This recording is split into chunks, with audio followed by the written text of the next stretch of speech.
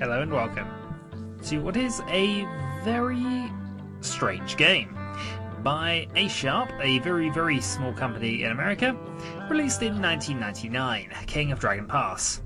Now there are a number of Let's Plays of this already on YouTube, but since I was sorting through the loft yesterday, I found a load of random things, and you know what, I figured, alright, see if this still works. It does. Excellent. So, this is what we're going to play. Now, I said this is a very strange game in that, and I'll explain why briefly. Firstly, you run almost a kingdom, or a small little part of a kingdom, your Chula, but you don't run it in the traditional manner of, say, civilization, colonization, those sorts of games. You pretty much control it from the point of view of the ruling council. You get advice from various members of the council, and you do your actions depending on what the council say or do or think or say. Or whatever you think, actually, if it's better. And yeah, you don't directly control everything sort of happens around you. It's a little unusual, and I can't think of too many games. In fact, I'm struggling to come up with one that's actually similar to it. But I am waffling, and I will do a lot of that in this Let's Play. So, let's at least get started. And the first thing we must do is create our clan. There was once a time when gods and people walked the earth together. Your clan traces its ancestry back to these times. Your clan history begins when you joined forces with the storm god Orlanth. Back then, Orlanth was simply one of many upstart rebellious gods bent upon conquest of the world. Orlanth's unique contributions at that time were personal honour and a close kinship to all the other deities who seemed to be on the winning side. After many tribulations, adventurers and discoveries, Orlanth proved himself worthy of marrying Enolda, the Earth Mother. The two of them created the marriage ring and established great harmony in the world through this sacred bonding. Your clan took part in the wedding ceremony. Most clans either whooped with Orlanth or learned a secret from Enolda. A few clans stood with Elmul, god of the horses and sun, as an honor god. How did we prepare for the great marriage? This decision determines which of the gods is our main one. And it's actually quite important, because if your leader is not of the god, or if you pick, say, Orlanth, Orlanth, but your leader is not an Orlanthi worshipper, and everybody worships one god, in particular over the rest, but it lowers the clan magic you get, and also there are certain events which can only be occur because of this. So it doesn't overly matter at this stage, but basically this is who we want to be. So Enolda's the Earth Mother. She basically protects crops, cattle, that sort of thing. Orlanth is probably the one we're going to pick, to be honest, because picking Elmul always seems more of a war decision, and I don't like playing a war clan very often. I still do, but we're going to go with Orlanth. So we moved to Orlanth and drank the 8 known drinks so that our heads would hurt during the ceremony. Orlanth's struggle to move the world was just the beginning, and many other gods joined him in it.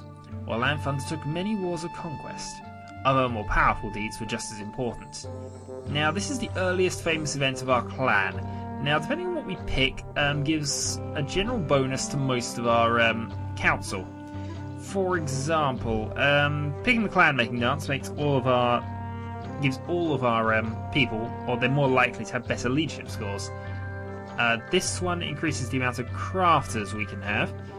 Lankamai, I believe, is custom or bargaining. I can't never remember which way round that is. That's increasing magic score, which can be useful actually. That would be animals. I think we're going to go with the the 100-day hunt rather, which basically improves, I believe, our combat scores. I think. One of these two anyway. But either way, we'll go with this one. Orlanth succeeded in remaking the world, and thus began the golden era called the Storm Age. Orlanth's son, Vincott, was a famous warlord during this time. Many of the people in the area were among his followers. Many people who would not have survived joined his tribes. He was a great organizer and helped the many scattered people form into new clans and tribes. Your clan was one of those aided by King Vincot. After you proved yourself robust and capable of survival, Vincot placed a remnant people under your protection. They were called the Nuldabid, or Stick Farmers. You had a choice whether to make them thralls, or adopt them as members of your clan. This basically determines whether we have slaves or not. There are a few events involving slaves. Not all of them are very good, and in fact, in my experience, most of the ones with thralls are not desirable, so I almost always take adopted family. And I'm going to do so here as well. Thralls do give you additional workers, which is useful, but as I say, there's a lot of bad events associated with them, so we're just going to go with that. So you can sacrifice thralls, which is sometimes fun. The foes of the Vincotlings were many. Your people fought hard against them. Which one of them in particular did you fight? This determines who our racial enemy is. Now, there's generally good and bad ones to take here. Basically the top 4 maybe are really just races. We probably do not want to go up against the Beastmen though. The Elves will do a lot of weird and random stuff which is not generally desired. The Sea is horrible. They'll cause mass flooding on a general basis, and the Warlord of the Ice Tribe, being an enemy of the Ice people, generally hurts your crop production. Especially if they decide to extend winters and just, it's horrible. I'm going to do this on a D6 roll, so we'll leave this up to chance. And that's a 5, which means Salty Lord of the Sea. Farrellin 4 is our racial enemy. Storm Age ended in disaster when gods and creatures of chaos came and destroyed nearly everything. Orlanth and his allies fought hard against them, but chaos almost always won. Catastrophe shook the world, such as the Sunfall, the Rain of Blood, and the terrible Laughing Tsunami. In this era, many gods died, and many new ones rose to prominence. The darkness got so bad that even Orlanth and his companions had to abandon humans to their own destiny. Only a few deities, either small or weak ones, remained at all. The world stagnated and died. Your clan, whatever its previous glory, was diminished to a ragged handful of hardy survivors. Hjord the King was the leader who emerged amid the turmoil of the darkness. The combined efforts of Hjord and his companions helped set the world in order again. He created laws which we follow to this day. One of the great distinctions that Hjord discerned among his clans was that some of them tended either towards peace or war, while others maintained a balance between these two principles. Which kind was your clan? Now, there's general benefits to staying in either a peace tribe or a war tribe for a long period of time. So you generally want to be one of the other. You can go balanced, but and I suppose there's no penalty for doing so. But as I say, there's certain events associated with being one of these two for a long time. Peace tribe allows you to allocate more magic to crops and trade, but it lowers the amount you can put into war and something else. And vice versa, the war does the exact opposite. If we go into war, we can put less into crops and trade, I think. I'm not sure whether trade is the other one or not. But either way, we're going to start balanced. We might switch this to peace later, but for now we're just going to stay balanced. Finally, the sun rose again. While the rest of society worked to protect itself, find food, or otherwise survived, the first priest worked to re-establish links with the ancient deities. Thanks to this new harmony between people and deities, the world slowly improved. Once the awakening process had begun, it got easier and went quicker as the gods helped wake each other up. It was the first deity which our clan helped to awaken. So this basically determines what our second temple is. Now, obviously we have an Orlanthi temple because that is our major god, but we can get one other. And I'm going to pick Urolda, the cow mother, because cows are probably the most important thing here in this game. It's basically the general currency. You have cows, you have goods, you have population, food, etc. Now, food's very important in year 1 and 2, especially for just making sure you get enough to survive. Cattle is the overall wealth of the tribe, and if you've got lots of cattle, you are very wealthy. If you do not have lots of cattle, you are very poor. So having the god of the cows is quite a good one to start with. Other ones I tend to start with, generally these four, really. We already have all that, so we don't need to pick that again. But I generally pick between these four for various reasons. Isaris is the trading god. Lankomai is the god of knowledge, increases our magic score, but also is the god of laws and various other things like that. Shalana Arroy is useful. I will have someone on the tribal ring who is from Shalana Arroy if I do nothing else, but I tend to build a Shalana Arroy temple as fast as I can anyway. But we're going to start with this one. Things have been different since the dawn 1300 years ago. Orlanth and the other gods retreated from the world, leaving it to mortals. You can still contact the gods through ritual and sacrifice, or enter their realm by reenacting the great stories about their deeds, which contain great magic. But they no longer walk beside you. When you settled in a new place, you marked this great change in the world by naming your land not after a god, but after a mortal like yourselves. You called it Hjortland, in honor of the king who taught you to survive during the darkness. Here we go, this is the other big decision, really. About 600 years ago, a dragon approached you in either its own form or that of a human with a dragon's soul inside it. Dragons have always been hostile, or at the very least utterly uncaring. Orlanth has always been the dragon slayer. After appropriate debate, you have to choose whether to believe the dragon, to cooperate, and learn what the dragons know, or refuse the dragon to maintain neutrality, or to actively oppose the dragon's plans. Now, we do worship Orlanth, so we shouldn't really pass on the dragon's knowledge. That said, I don't think we should go along with what the dragon said. We're going to be neutral towards dragons. There's some events which are kind of which can be positives if you go with this one, but we don't want to get too far away from Orlanth's thing here, so we're just not going to go along with it. But yeah, fighting dragons is generally a bad idea, in my experience. If you're successful, it's good, I suppose. Most people who said yes to the dragons moved to Dragon Pass, a land to the north of your home, Hjortland. You stayed in Hjortland, and it was a good thing too, for a little over 200 years ago the dragons rose up and ate everyone who lived in Dragon Pass. They ate the Orlanthi along with all the other foolish human dragon friends. For a long time, no humans went to Dragon Pass. Everyone was sure the dragons would eat them too. Recent events in Hjortland made you think twice about the abandoned land of Dragon Pass. A generation ago, a usurper who called himself the Pharaoh came to Hjortland and started a civil war. Your clan was one which broke into disputes, sometimes violent, about whether or not to support the Pharaoh. In the end, your group of dissidents decided it would be better to risk the dangers of Dragon Pass than to stay and kill your own kin, which is the greatest sin an Orlanthi can commit. The dissidents, unable to live under the Pharaoh, moved northward to Dragon Pass. People of similar beliefs from your clans had already made the same decision, and settled lands there. So you made a new clan, and made it a balanced clan just as your ancestors had done in the days of King Hjort.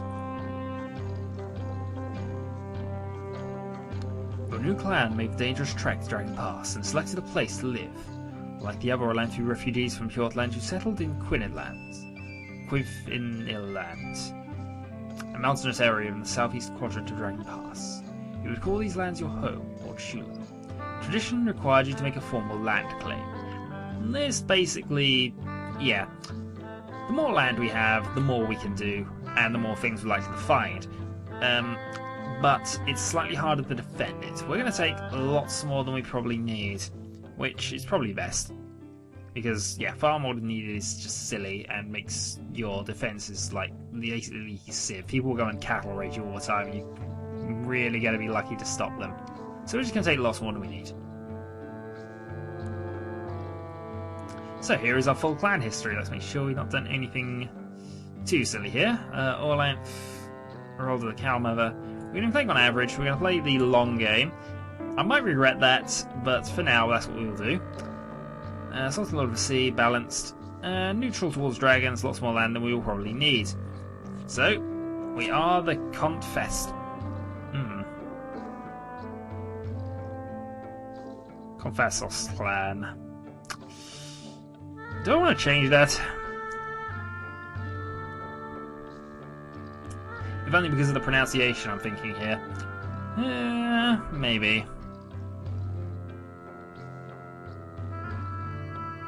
Nah, we'll say we're Confassos. Or however we're going to pronounce this. So, the game now begins. This is basically our little Tula, which, as you can see, has various horses. We have, deity, little mound there. We have a shrine to the Storm King, who provides rain. Yeah, we should have another temple somewhere, actually. Oh well. Last year, we got a clan hall, some steads, and a shrine to Orlanth. But when we left the Hjortland, we lost much of our communication with the gods. Other clans we knew back in Hjortland also sent emigrants to Dragon Pass, so we already have friends and enemies in the new land. It's now time for the annual allocation of clan magics. Sacred Time is 2 weeks at the start of every year, where basically we reaffirm our connections to the gods, and this is basically what is done by allocating our clan magic. Now, depending on what temples we got and various other things, we get to place magic here. So, let's see. Our God Talkers predict a more or less normal harvest, which is good. So the Saris of Royal would judge us by our ability to increase our herds. If we could seize or buy cattle, they would bless us. If we lost cattle, we might be cursed. So we need cattle. So we're putting a point into herds before we start. We're going to put a point in mysteries because we need to learn them. We'll put a point into trade because we might have to trade for some cattle. And 2 points into crops.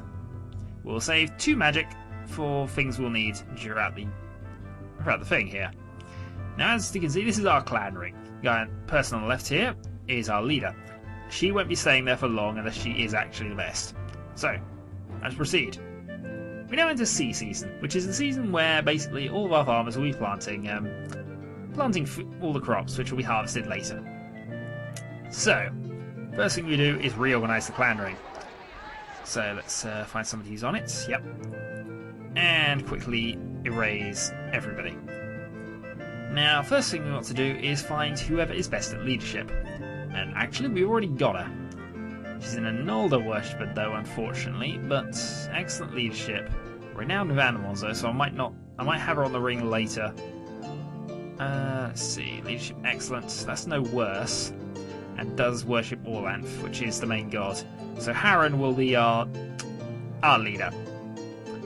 They have the same skill, but she's awesome, actually, has to be said. She's definitely on the clan ring a bit later.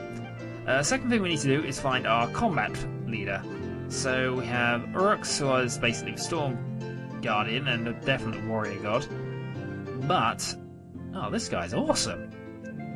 I'm sorry, he's 25 and has excellent leadership, renowned combat skills, and no, you're on the ring. You are our warlord, sir. You're good. Don't get me wrong, you're quite good, but dang, he's awesome. Hamuk is the major warrior god, however,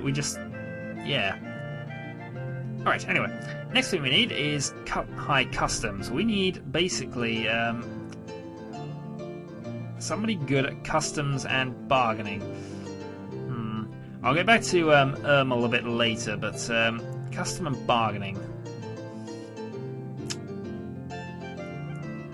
Well, I think you're up next. You're an Asari's worshipper, so you are the talking god of trading, basically, and you have excellent bargaining skills, so you're on there.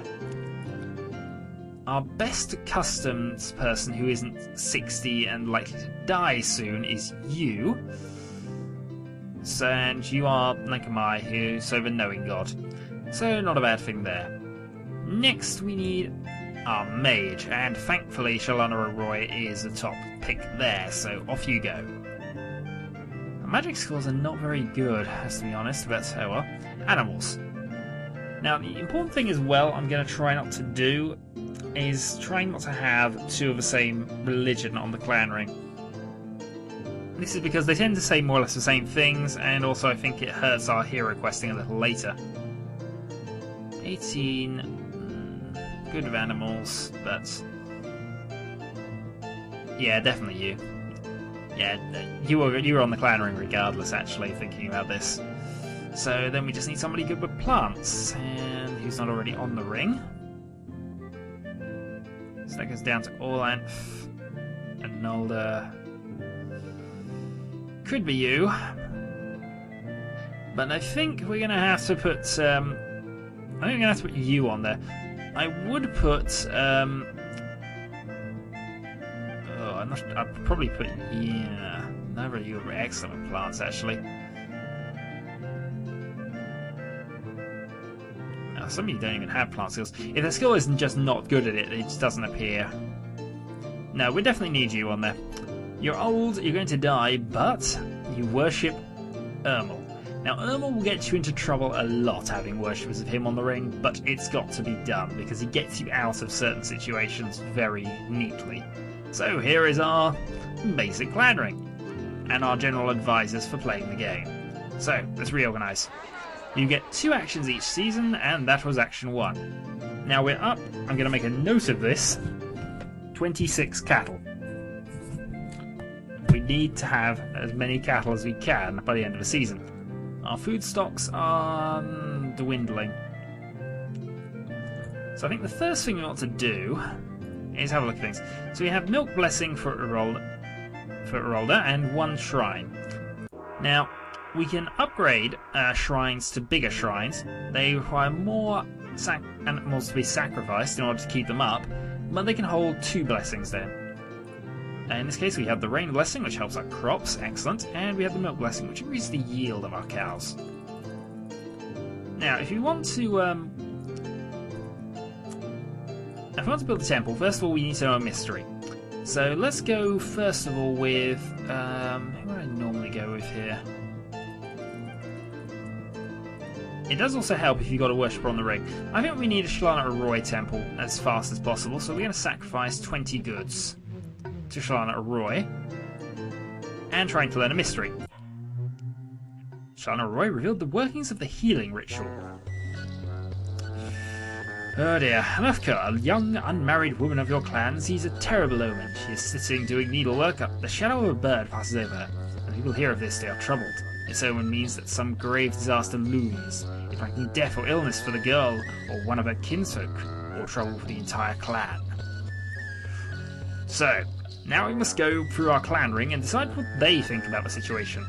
Once everyone believes in an omen, they may have a way of coming true. Reassurance is needed here. It's better to inspire them than to argue what is a bad omen or what is not. We shouldn't let a distant relative take her in. Her fate won't affect us. And then, they will likely escape it too. We'll be attacked by ghouls! It's a very bad omen. Birds are bad because they were sacred to Orlan's enemy, Yelm the Emperor. What is all this fuss over? She does have a point.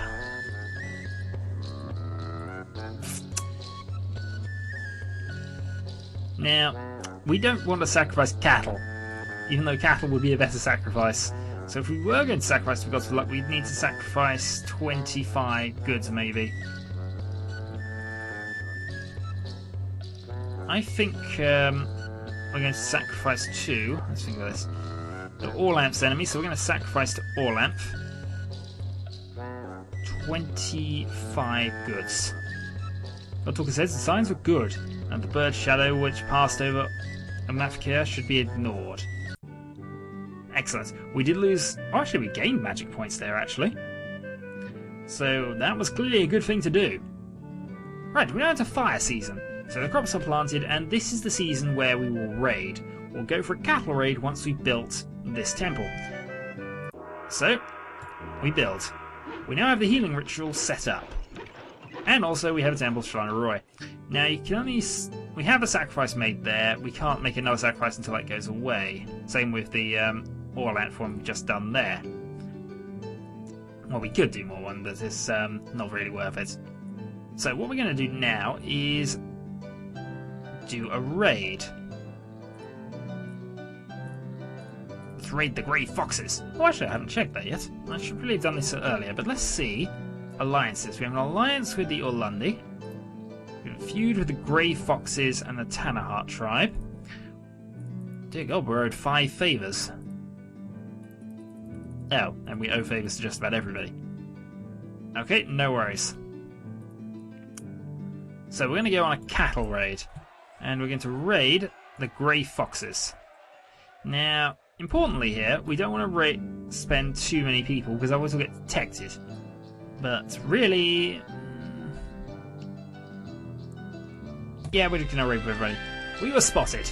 Our 10 weapon thanes and 20 footmen are facing 10 weapon thanes and 26 spearmen.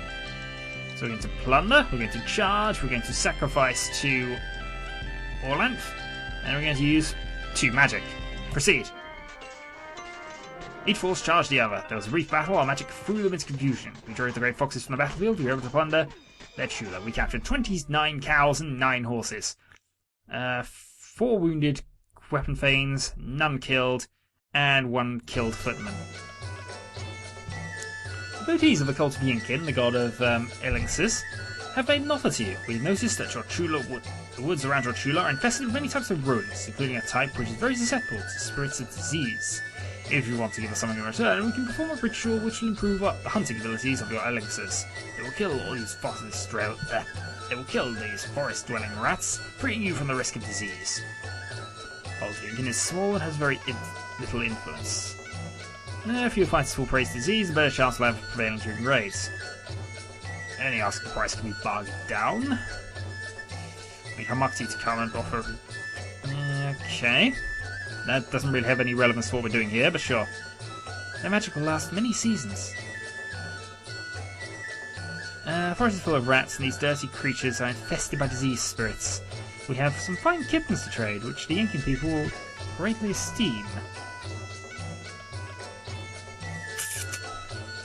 Elixirs are disloyal and was a better companion to Olaf than Yinkin ever was.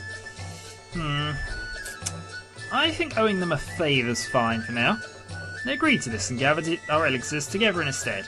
It was remarkable to see those willful creatures following the Yinkin cultists as if they had become sheep, with wails and howls coming from the stead, and could not tell which were made by people and which by cats. Finally the Yinkin people emerged and said that the ritual was a success.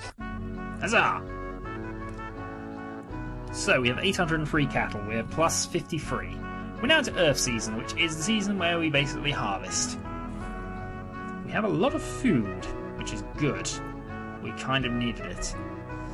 What else can we do? We could build more shrines, but I want to save my goods if I can.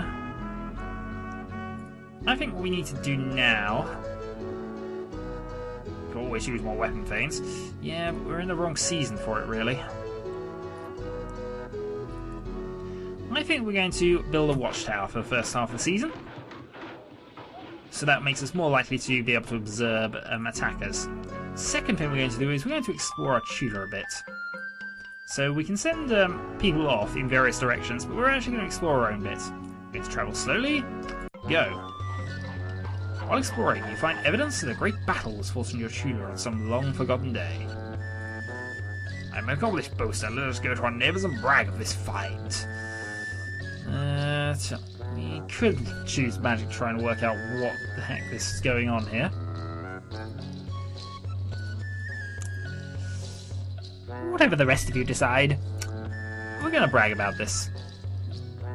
Our neighbours thought we were fools for bragging about a pile of old junk.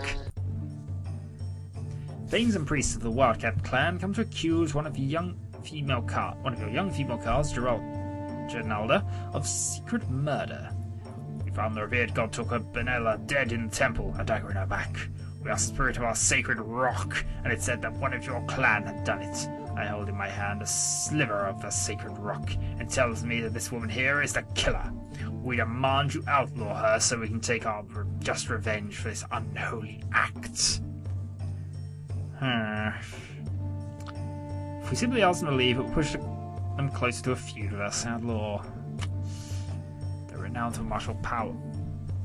The martial powers their rock spirit grants them. Very hard to convince them that their spirit is wrong. Between honest killing and a secret murder. The former can be wiped out by payment of weregold, while the latter demands outlawry, and thus death for the guilty. Now, you want to conduct divination.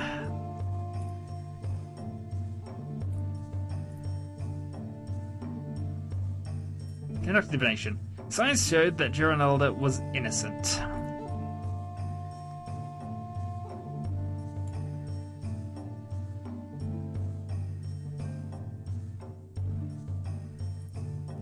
They don't want punishment. No, this is not going to hurt. This is going to hurt us later. But she's innocent. We're now going to up the patrols. We're in dark season where it's snowing madly. Pretty much we're stuck exactly here for now. So what we're going to do this time...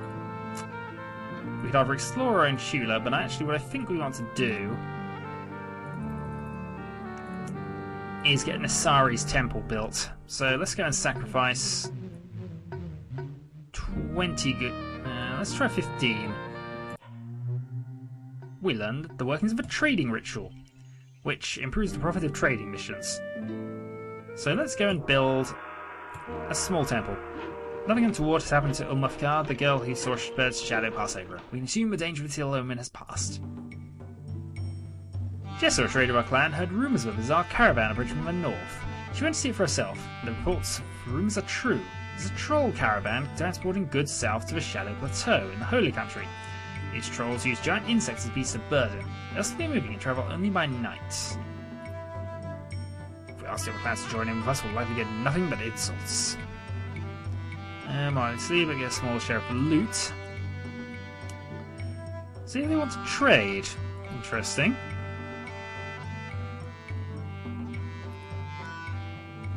War clouds move west. It is a good time for battle.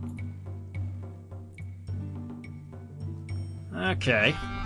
So we have a bit of a mixed decisions here. Do we want to attack the trolls?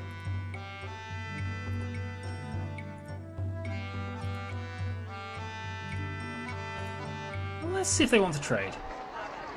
So our best at bargaining is you.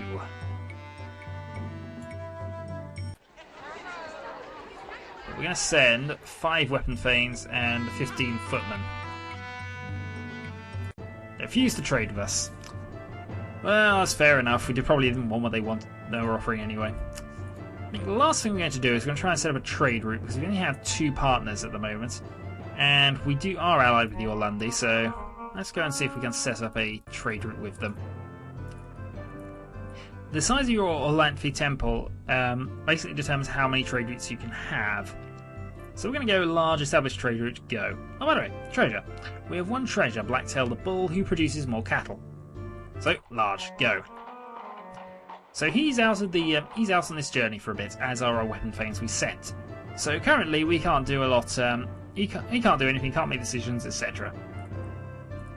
So, I don't want to adjust this bit. I never adjust this bit. It always leads to disaster. Only thing we might need to do is at times is sacrifice things here. But we have 811 cattle, which is good. Let's go and explore our Tula a bit more. Slowly go. As people explore Tula, you find many unusual features. One of those is the cave. The cave is inhabited by large armoured rodents with huge mouths filled with teeth, each as sharp as a needle. Creatures swarm out of the cave and attack the cars who found the cave, injuring several of them. People are worried because the creatures will cause more harm. Why risk getting bitten ourselves when we can find someone else to do it for us? Maybe. The weapon thanes say this is a matter for the cars to deal with. They're not rat catchers. We need some kind of magic solution to this infestation. I'll say it's a killing matter and thus the responsibility of weapon thanes. These things are called rubble runners. They multiply like mad and are very dangerous. Only our own weapon thanes can be trusted to kill each and every one of them. Aye, we should send them over to the Grey Foxes. They'll recognise them as their kin, I'm sure. This is why we have a trickster on the ring. Go for it. He pranced about the cave mouse singing a song which he said was an irresistibly salacious tune. Salacious tune in the language of the killer rodents. It seemed absurd, but the rodents formed a line and followed Markalor as he danced away from the borders of our Tula towards those of the Grey Fox clan. Small profit, but couldn't convince them for an ongoing thing. They have about the same number of pigs as we do. The prophecy said that we would find a great tribe, just as Orlanth did when Olaf told them he must make something would rival the Fire tribe.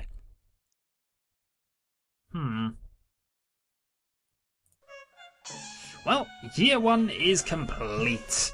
And overall, we did okay there actually. We have 29 more babies were born, we initiated 20 children as adults, the clan is 8 more people, 35 more head of cattle, excellent, 9 more horses and 16 more sheep than we did last sacred time. We produced 1007 and ate 784 bushels of food, 83 were lost to spoilage.